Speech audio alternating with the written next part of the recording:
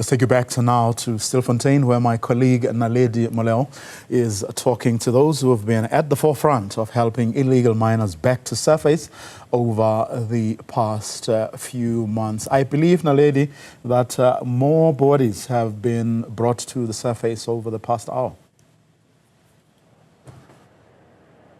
Yeah, a good afternoon to you once again, Vuyo.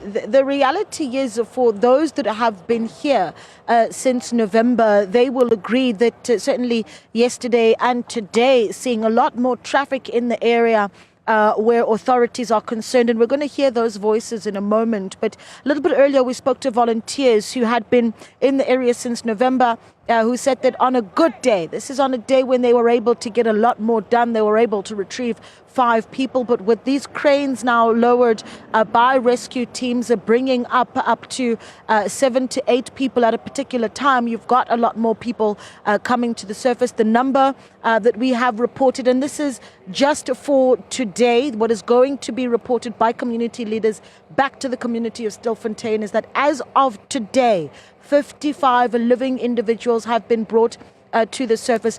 26 bodies of the dead have been brought up to the surface today so far.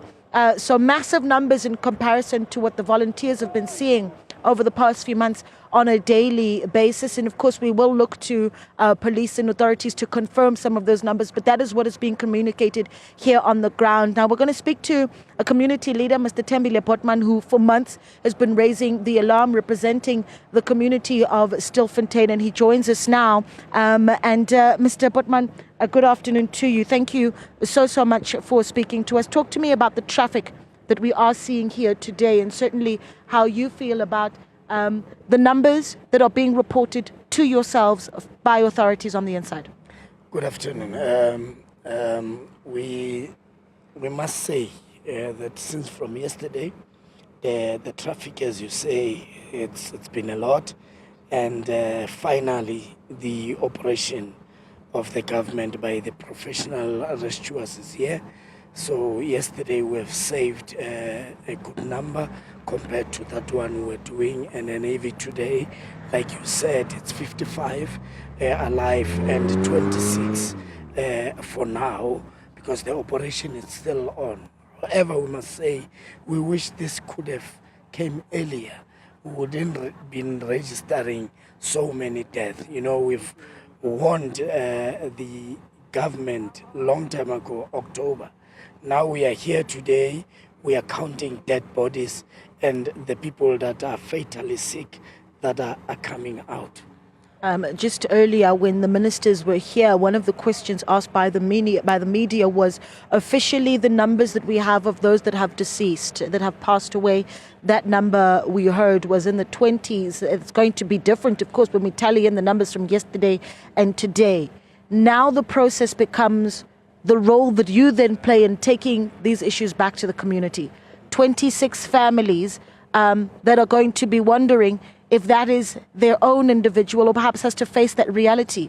How do you manage that within the community?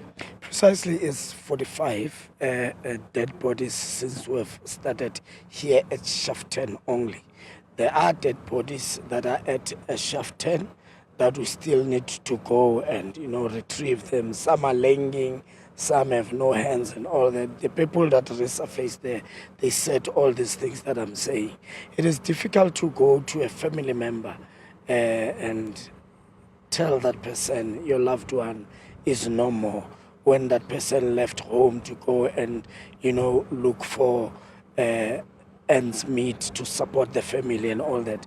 And now the status quo in the community, it's not nice. It's not nice as much as the rescues here, but people are disappointed in our government. What happens with the process of identifying, and I'm talking about when you go back to the community and it's time to talk about the identification of those bodies? Home Affairs very much having quite the presence here as a department. And in the briefing earlier with Minister Mkhunu as well as Minister Mandashe, that question also coming up. How do we identify these individuals, those living, those that have passed? Are there bottlenecks where that is concerned from a community level? Most of the dead bodies that are coming from underground, they do have the contacts with them. what they do underground, they'll write telephone numbers of the next of kin or where that person belongs. So as the leaders will then go to the community to allocate the family members and let them know what is happening. Recently, for an example, from the people that we retrieved that were dead, there are people that are already buried in Mozambique, and the post-mortem are showing that cause of death, it is starvation.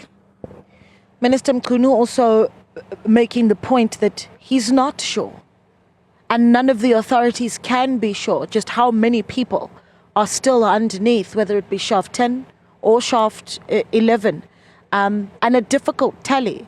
How are you gathering that information, and what is it that you're hearing from the volunteers, certainly from those that do come to the surface, around how drastic and how big, I suppose, those numbers are of those that are still underground?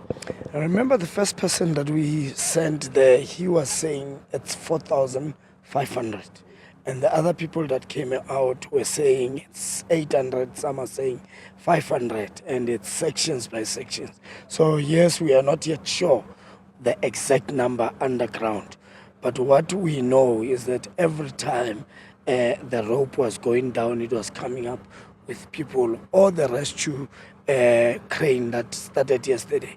It is coming with people. There are the volunteers from the township that are assisting, or that were requested by the rescuers to go down and help to load. And they are saying bodies that they saw, it's more than 200 people that are dead now. Remember 5 days back, they reported 109. So it's more than that now. It means every hour, every day, people are dying. The status quo, it's not nice at all. That speaks to the speed that authorities and rescue teams need to be working at right now. 10 days, will it be sufficient? You ask yourself, if there's a situation like that, why are we not operating from 6 to 6 the following day? Why are we stopping at 6? I mean, every mine that is operating here, the machine does not stop. You just change people. So if there's a situation here where people are dying on daily basis, and you have 10 days to rescue all these people, it looks impossible. But if we can say, I'm sure there are lights that can be mobilized based on the money that is paid to the service provider, that will at least come and light here, so that we work day and night to retrieve those bodies and the people that are alive. So you're calling for 24-hour, around-the-clock rescue efforts? Yes. Right.